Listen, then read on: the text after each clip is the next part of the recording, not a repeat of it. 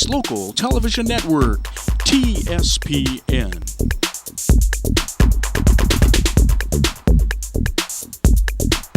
And we're back with the... What is the group's name? The American Civil War Association. American Civil War Association. That have an event coming up called Knights Ferry Civil War Days. Mm-hmm. Right. So, and that is Saturday, March 21st and 22nd.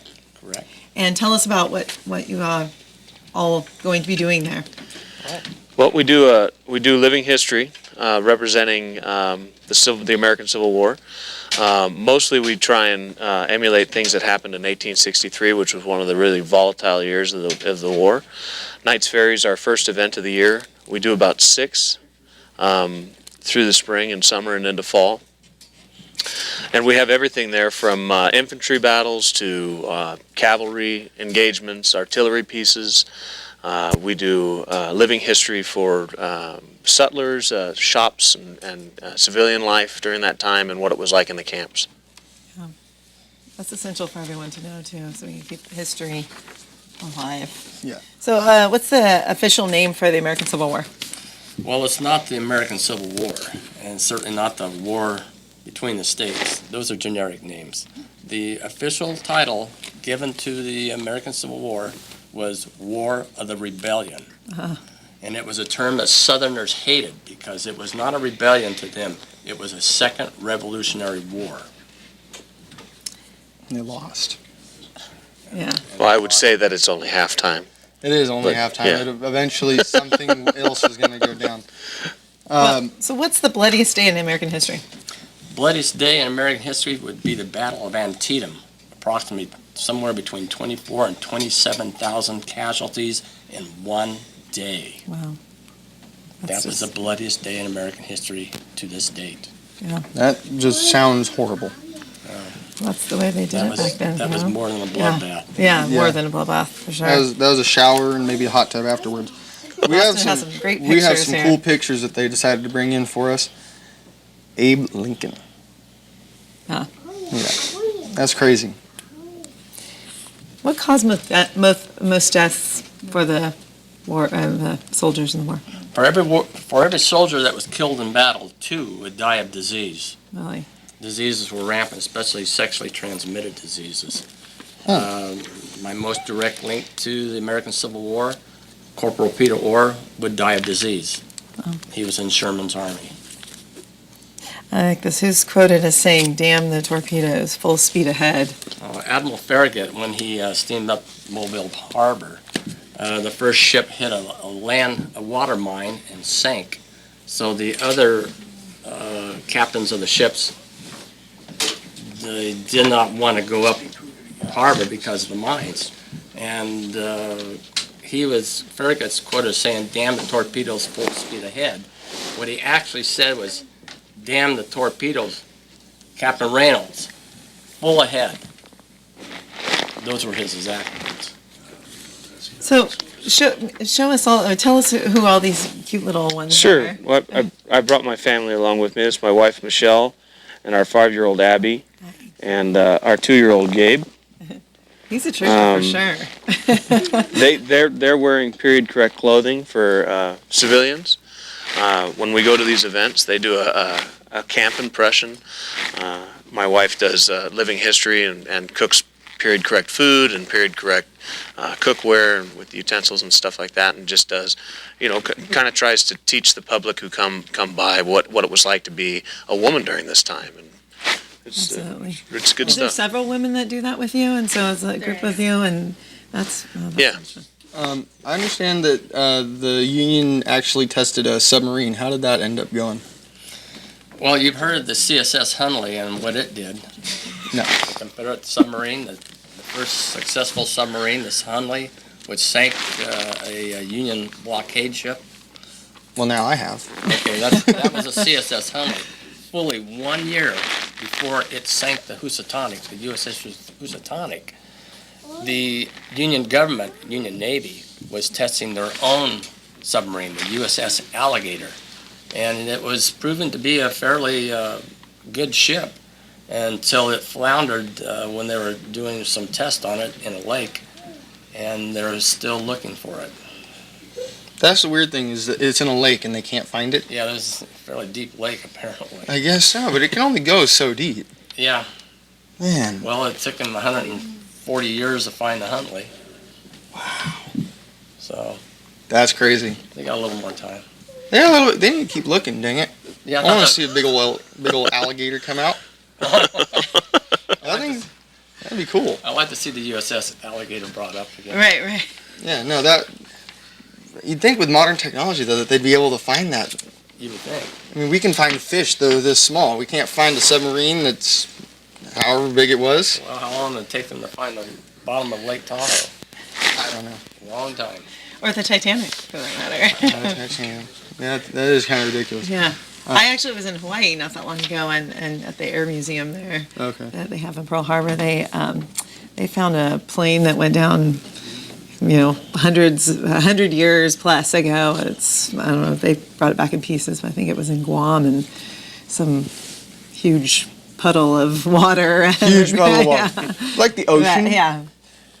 But you never know. They have technology. It's just not priority, I'm sure. No, they got other things they need to worry about, too, Right. but still. This event sounds really fun. So this is in Oakdale, This is in Knights Ferry. Knights Ferry. Okay. Which is outside Oakdale. Outside of Oakdale. Now, Knights Ferry does have a connection to the Civil War.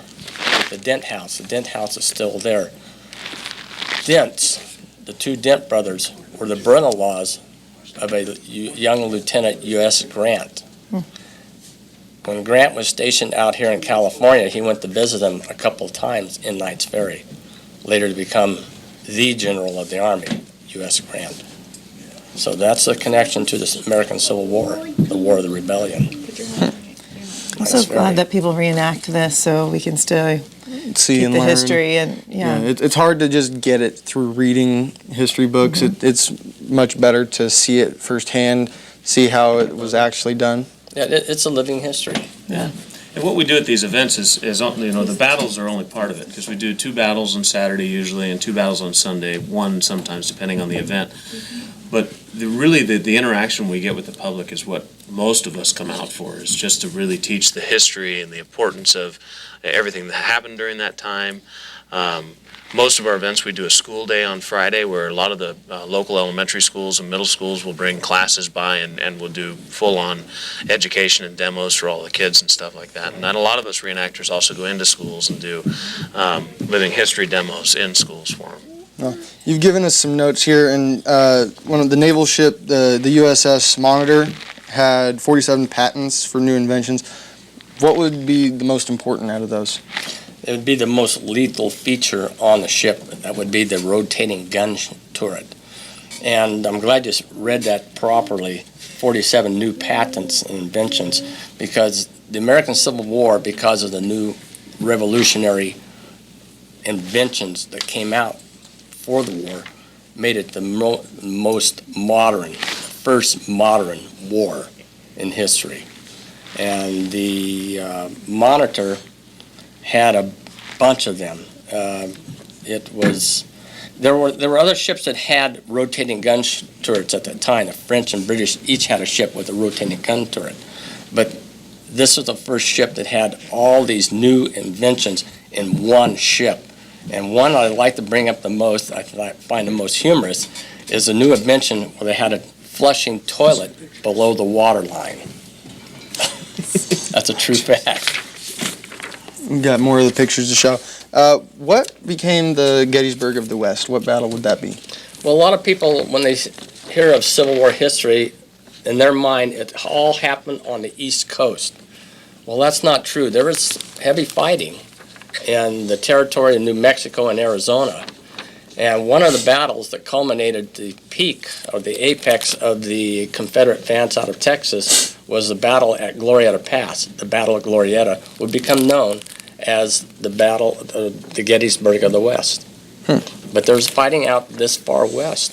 It was the Gettysburg of the West just because of the amount of casualties, or the... No, because it was so far out this way, and it turned back the Confederate threat. Oh, okay.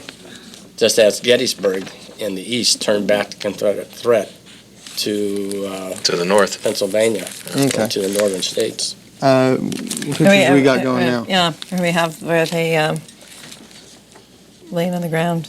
Is there a website that people can go to look at any pictures or anything? Oh, certainly. acwa.org. That's our website. It'll give you quite a bit of information, a lot of pictures in it, a lot of photos. Great. And you get all the Yes, I information. mean, you can't do, I mean, there's just amazing pictures in A here. lot of these just tell an amazing story that they don't show very well in history books. It's always art, it's always paintings, but to see the actual pictures is incredible. Absolutely incredible. There were 3 colors of insignias and stripes worn. What were they? Well, the colors corresponded to a certain aspect of the military, as they do today. Red was for artillery, blue would be infantry, yellow would be cavalry. Neither of us are wearing any of those colors, I regret. But those were the indications. You also had other colors. Green would be for medical corps. Okay. And so on. What would an officer wear? Depends on if he was an officer in artillery. Oh, they'd still wear the same colors? Yeah, and the piping on their sleeves and their pants Okay. would also be that color. Plus the chevrons they wore on their stripes. Okay. Yeah, that would be similar to today's military, where most of the insignias, especially in the U.S. military, the officers' designators have stayed the same. Where in today's dress military uniform, they wear shoulder boards and. Thank you cut you so off. much for Thank you coming guys on. for coming I really in. appreciate it. We're going to say goodbye. Have a nice weekend, Amador County. Get out there and enjoy it. Yes.